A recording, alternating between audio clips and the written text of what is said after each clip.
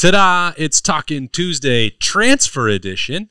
You can Talking Transfer Tuesdays. There we go. Transfer Talking Tuesday. Tuesdays Talking Transfers. They all work. It's all money. It's all good. That's Bill Landis, and I'm Austin Ward. And yes, thank the content gods and Jerry Emig that there is an opportunity to get in the Woody Hayes Athletic Center later today, Tuesday, to talk to these new Buckeyes. Shortly this morning. The guys who left. Yeah, that's right. It'll be early, very early. We'll be there to talk to guys who left the portal with a destination in mind of Ohio State. Mm. And what should we talk to them about, Bill? I mean, there are a lot of things to get into. So we're talking to 5, right? They've help me with my math. They brought in 6. One of them is Julian saying, and we're not talking to him.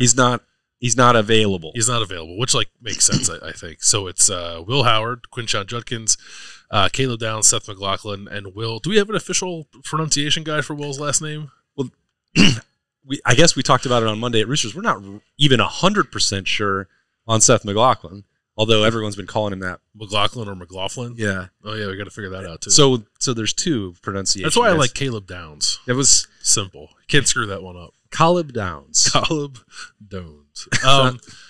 Yeah, so it's going to be a really good group to talk to. We had Will Howard here on the show, 2 weeks ago or so? So if people are eager to hear what Will Howard thinks about coming to Ohio State, I would encourage you to go back and find that episode of the podcast daily. I believe it was 2 Mondays ago that we did that. So I don't know. Obviously, he still remains a priority for us, but he's less front of mind, I suppose, because we had that conversation with him. Right. And I'll continue to be a parody of myself. Like Seth McLaughlin to me is very interesting because the last time we saw him on a football field, it didn't look great, and it happened to be against Michigan as well. And I think he's a guy who I think is a good player and can be a good player for Ohio State, but had kind of a weird sort of step back year, I guess. I don't want to overstate it because I didn't watch every single one of his games. I'm kind of going off of what PFF said, and that's a little. I would caution against it, I guess. Grains of salt. Yeah. So I don't want to only base it off of that, but I would like to ask him a couple of questions. Seemed like he played really well in 2022. Maybe not quite as well in 2023. Obviously had some snapping issues in the Rose Bowl against Michigan. How would you evaluate all that?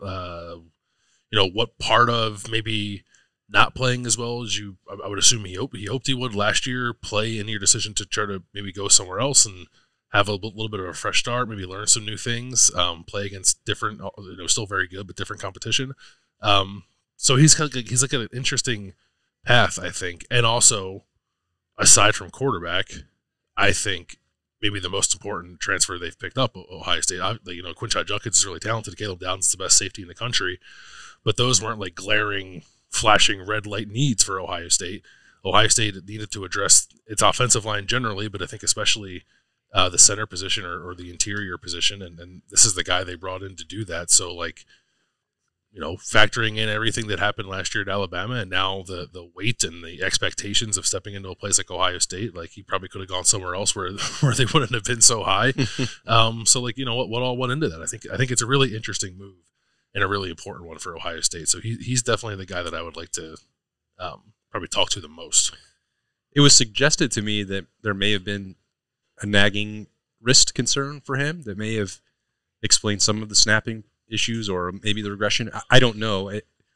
Alabama's availability report and injury information seems like it's even more difficult to obtain than at Ohio State. Yeah.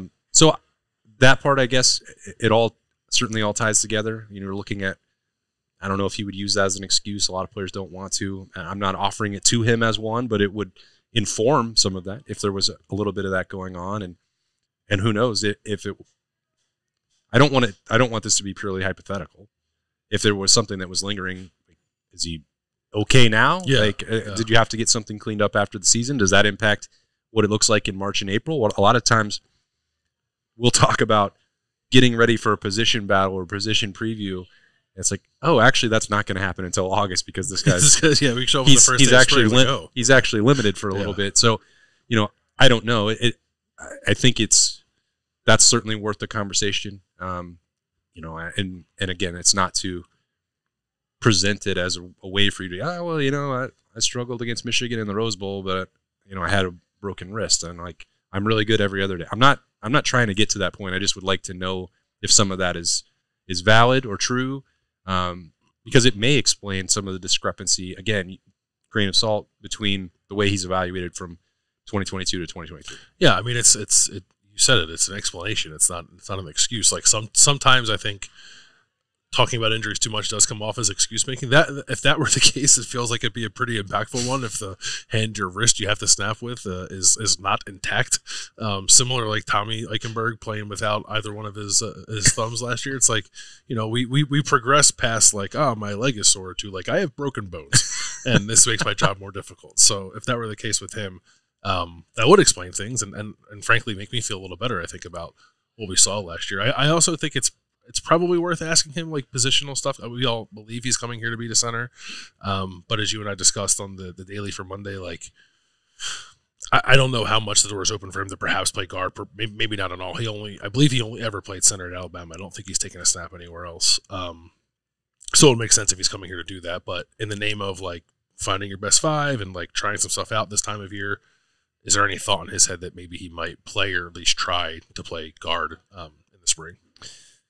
Yeah, that's a couple of things right there. Really, a little variety too for you to start with the offense. Yeah. I like to mix it up.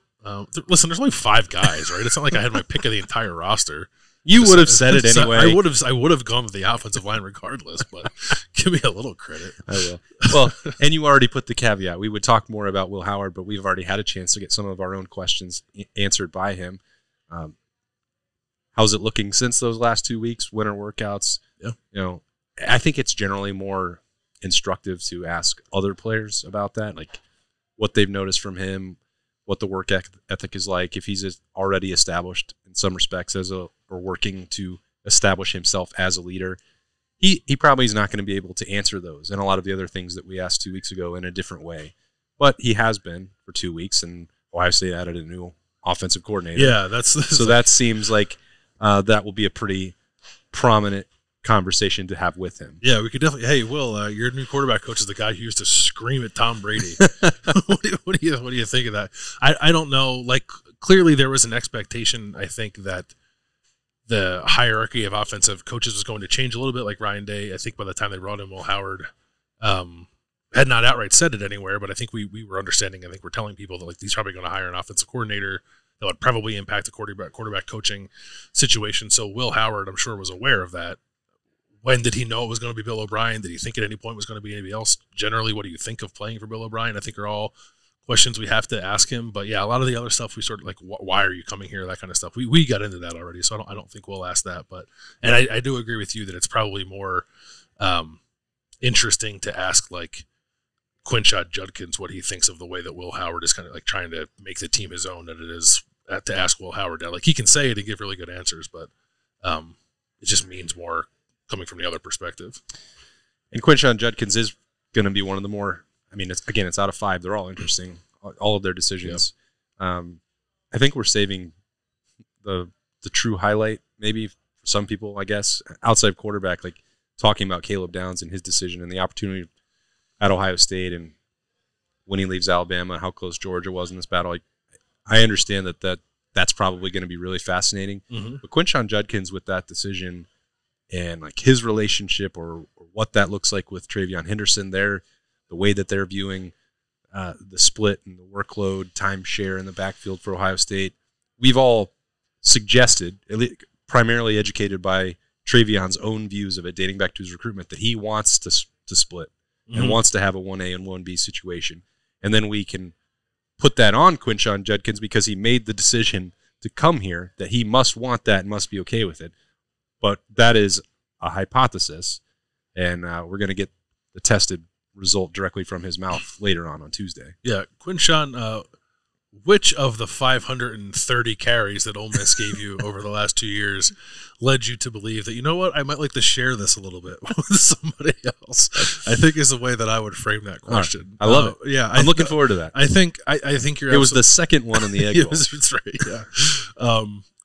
Yeah. Clearly, I think he wants that, right? And it's not like he wasn't surprised by Travion coming back. Like when we heard that we're going to take Quinshon, I was like, they're taking him no matter what. And we thought at that time that Travion was coming back. So I think everyone was on the same page. Nothing about that was surprising, which, we're reasonably smart people. I think we can make the leap in logic there that Quinshon Judkins is interested in a workload share. But it is like, I find it very interesting. And like you said, Travion's always been sort of, I guess mature is probably the way I would use to describe it. But it's like, if you're Quinshon Judkins, you've been a workhorse for 2 years that has elevated you to status of one of the best running backs in the Power 5, certainly the most productive running back in the Power 5. And like now you're entering what is probably your draft year. I don't think you're going to be around for 4 years. Mm-hmm.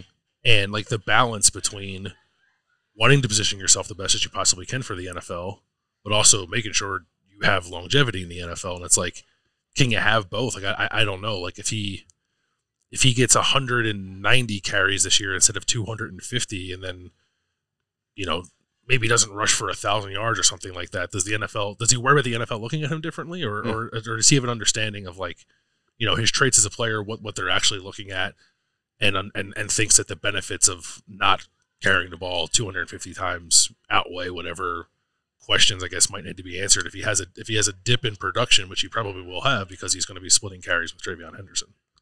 Yeah, I think it's got to be from his perspective, right?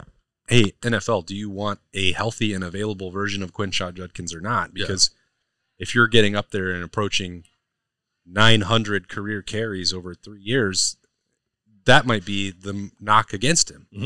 We're concerned about this, the longevity, the tread on the tires here. Like, this guy has played a lot of football, and it's very good, but we're not sure how long it's going to last. Like, that's a different concern. And those conversations and his decision, late in December, if he's reaching out to Davis and Igbenogson, then like, hey, what are the options here? What could be available to me?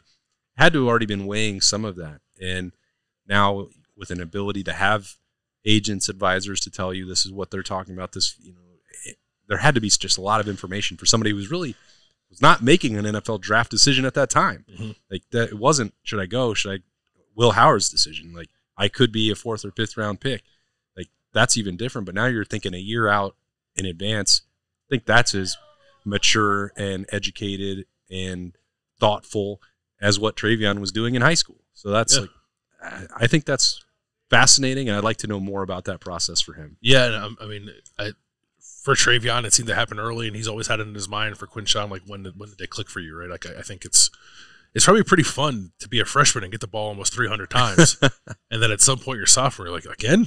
Like, oh, we're going to do that? Okay, all right, here we go. We're right into the line. And I wonder, like, how many, like, what percentage of his carriage, especially last year, after he had put all that wear and tear on his body, like, what percentage of the time did he actually feel like himself, right? And I'm sure he feels like there's an opportunity at Ohio State to be not 100% all the time because we understand football, but certainly much closer to 100% more often than he was at Ole Miss, especially down the stretch. I remember you saying, watching like the Egg Bowl, you're like, this guy kind of looks like he's out of gas a little bit. Right.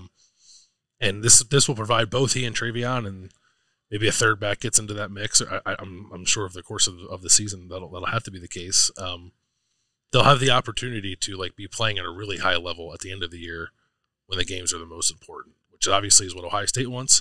And I think will actually be better for both of them in the eyes of the NFL. It's like, you just want to put your best stuff out there. I don't know that you have to put like it's quality, not quantity kind of thing. I think with a running back. So if they're able to do that, they'll be in great shape.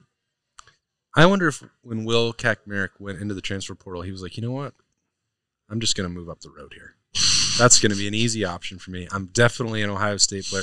And I'm saying that tongue-in-cheek because I know for sure that Ohio State loved his film and sees a pretty high ceiling. But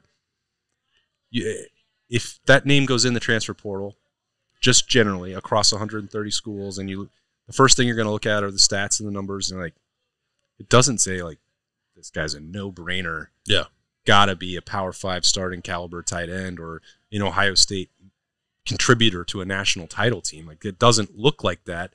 You do have to take a closer look, which Ohio State did. But I wonder if when he made that decision to go in the transfer portal, I'm sure he thinks highly of himself and wants to achieve at the highest level. He's like, I'm definitely going to be on Ohio State's radar. Like, yeah, that part is actually kind of interesting, and it'd be a question for Keenan Bailey, I suppose, too. Whenever we get to talk to him, like, why this guy? Like, and I don't mean that to be like he's not good enough, because I actually think he's got a decent amount of upside.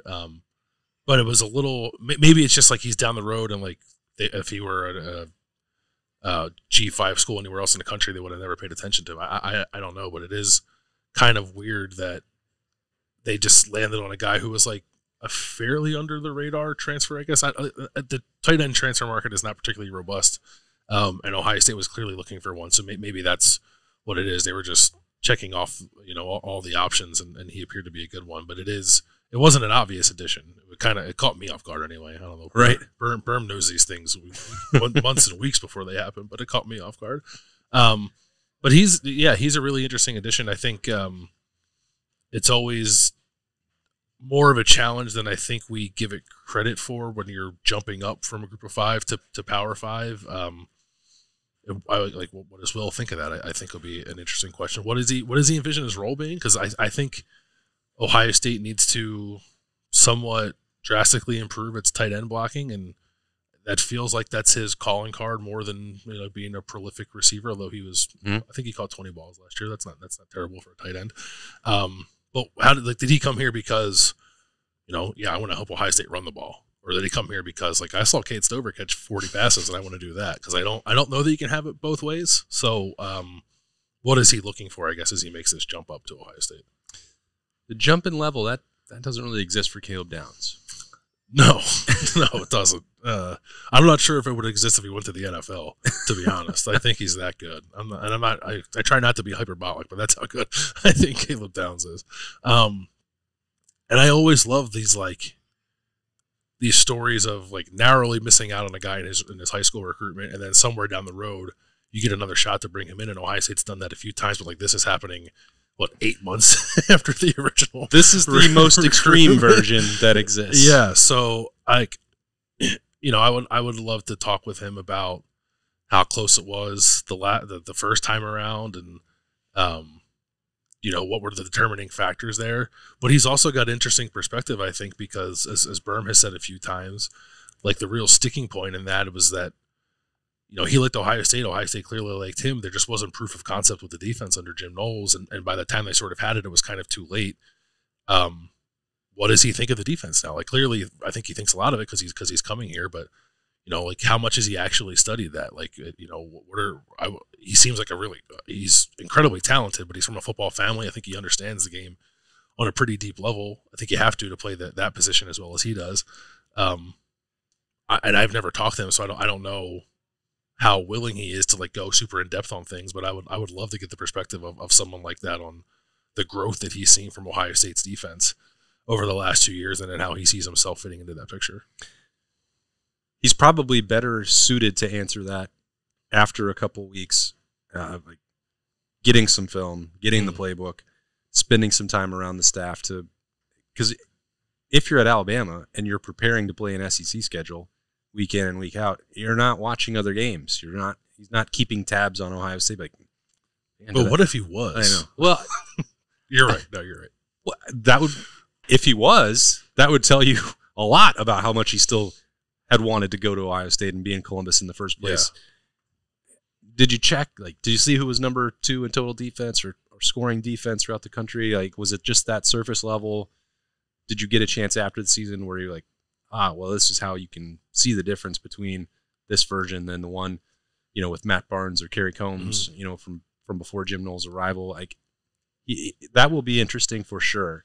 And I do think that even if he didn't watch it at all in December or January, wasn't paying any attention to that, or early in January before Nick Saban's retirement, I'm sure he has now. And so the comparison should be pretty valid. Yeah. Especially from what does this match what you were sold when Jim Knowles arrived? That's a good way to put it too. And I think an added layer to that is he was either going to go to Ohio State or Georgia after he left Alabama. There's a ton of continuity with the Georgia defense. He could have, he probably could have told them the playbook when he went to Georgia if he wanted to. And that makes for a much easier transition. And obviously, you can win at a high level at Georgia. I think Georgia and Ohio State are going to end up playing each other in a national championship this year, more likely than not. But this is not that defense, I won't pretend to know the intricacies of that defense well enough to know how it compares to Jim Knowles' defense, but I feel comfortable saying that it's at least somewhat different.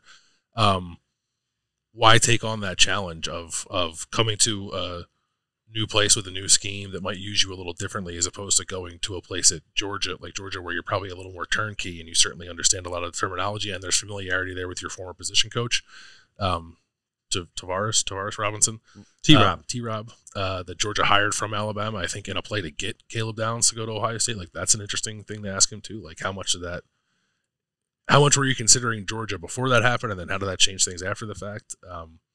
It's been a whirlwind year for that kid. No kidding. And like, even with all that, he still managed to play at a really high level and get better over the course of his freshman season. So, I mean, I'll talk to him for 2 hours. I don't think Jerry will leave him out there that long, but I'm excited to pick his brain on multiple topics. That would be great if we could get 2 hours with those guys. We'll see. We'll make it last as long as we possibly can on All Talking Tuesday. This is the kind of stuff that we've been waiting for to get through. It's the end of January already, which in some ways is crazy to me, but it's also like, how did we get to this point? Like, we haven't talked to anybody since the Cotton Bowl, other than Will Howard on one episode of The Daily. And we should be getting like a few opportunities here, like signing days next week, and I think at some point we'll talk to some new coaches, and then spring ball's in 4 weeks now. Yeah, it's already we're already zipping along. That sounds great to me, and then that means could be some more Talking Tuesdays down the road, and I can't wait for those. That's Bill Landis, and I'm Austin Ward. Thanks for joining us on the Podcast Daily, Talking Transfers Tuesday. Toodles.